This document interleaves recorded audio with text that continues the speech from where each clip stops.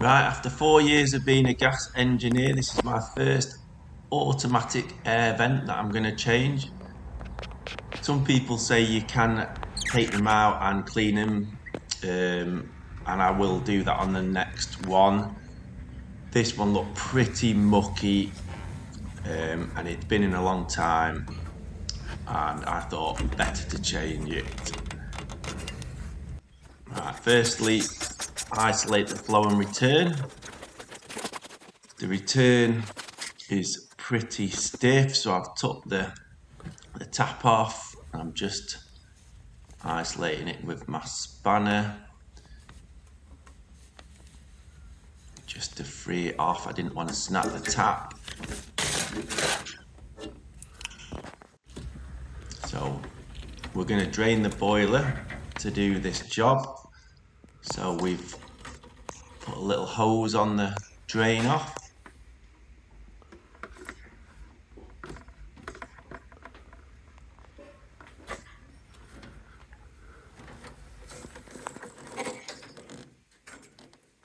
So we can just squeeze our hand in there and open the drain valve.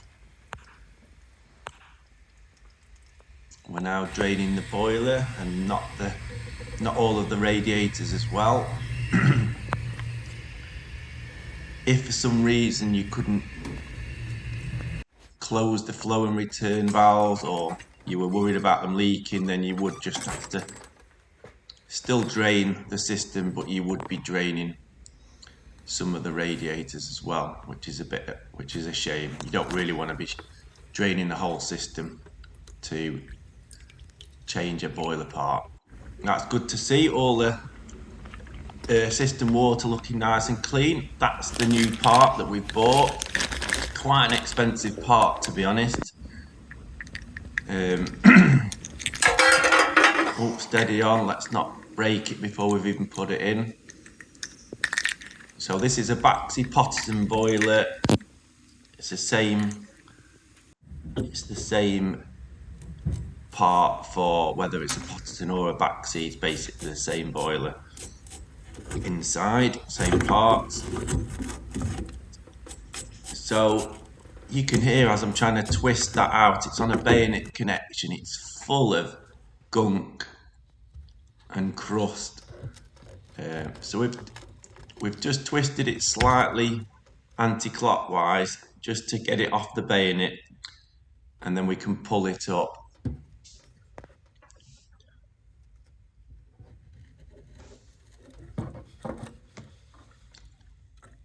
There she is in all her glory.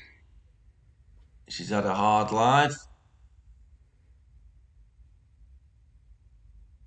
So I know people might put in the messages, why didn't you clean it out and put it back in?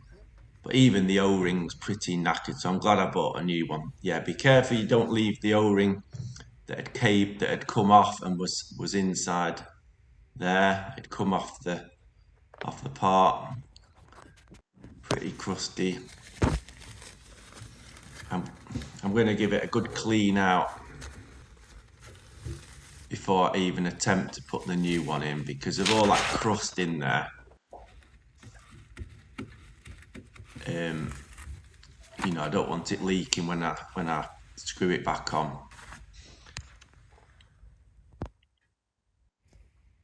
As you can see, that the O-ring's got a lot of crust on. The boiler did have a magnetic filter, but it did seem to have a lot of crust in there. I don't know, maybe it fitted, I meant to ask, maybe it fitted the filter after this boiler, and maybe this boiler had run a little bit prior to having a magnetic filter fitted. Anyway, I've cleaned the body out, I've lubed up the O-ring, and we're pushing it in nice and straight, keeping it nice and central, and then we've got to twist it clockwise.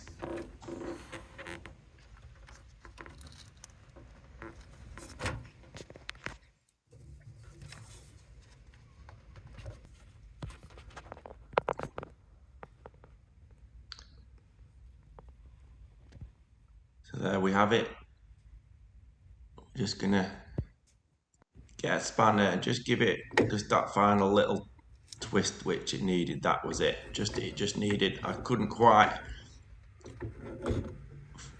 do it with my hands alone. So yeah, tiny little nip up there with the spanner, and it's clicked all the way round.